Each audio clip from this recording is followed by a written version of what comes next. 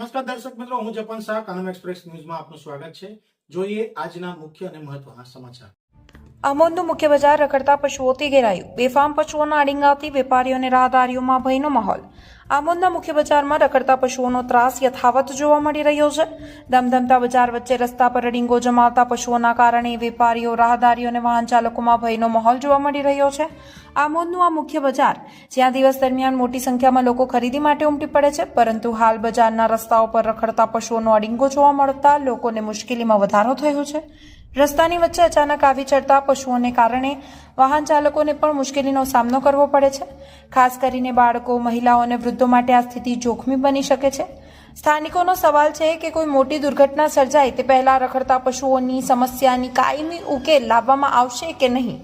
એક તરફ નગરપાલિકા દ્વારા લાખો રૂપિયાના ખર્ચે ઢોર ડબ્બો બનાવવામાં આવ્યો છે, તો બીજી તરફ જાહેર રસ્તા ઉપર રખડતા પશુઓ જોવા મળતા હોવાથી આ ઢોર ડબ્બો માત્ર શોભાના ગાંઠિયા સમાન હોવાનો આક્ષેપ થઈ રહ્યો છે। જે અંગે નગરપાલિકાના મુખ્ય અધિકારી સાથે વાતચીત કરતા જણાવેલ છે કે ઢોર પકડવા માટેની એજન્સી સાથે અમારે ચર્ચા ચાલુ છે, જેનો નિરાકરણ ટૂંક સમયમાં આવી જશે એમ જણાવેલ હતું। અકસ્માત થયા બાદ કાર્યવાહી કરતા અકસ્માત પહેલા જ સાવચેતી રાખવી જરૂરી છે।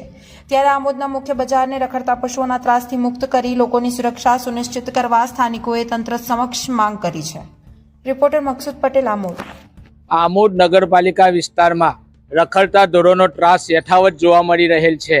શહેરના મુખ્ય રસ્તાઓ અને મેઇન બજારમાં ઢોરોના ટોળાના કારણે વાહન ચાલકો અને રાહદારીઓને ઘણી હાલાકી વેઠવી પડે છે। કેટલીક વાર અકસ્માતના પણ બનાવ બનેલ છે। જ્યારે આમોદ નગરપાલિકા દ્વારા લાખો રૂપિયાના ખર્ચે ઢોર ડબ્બો બનાવવામાં આવેલ છે, છતાં પણ એ ઢોર ડબ્બો શોભાના ગાંઠિયા સમાન થઈ રહ્યો છે એવો આક્ષેપ છે।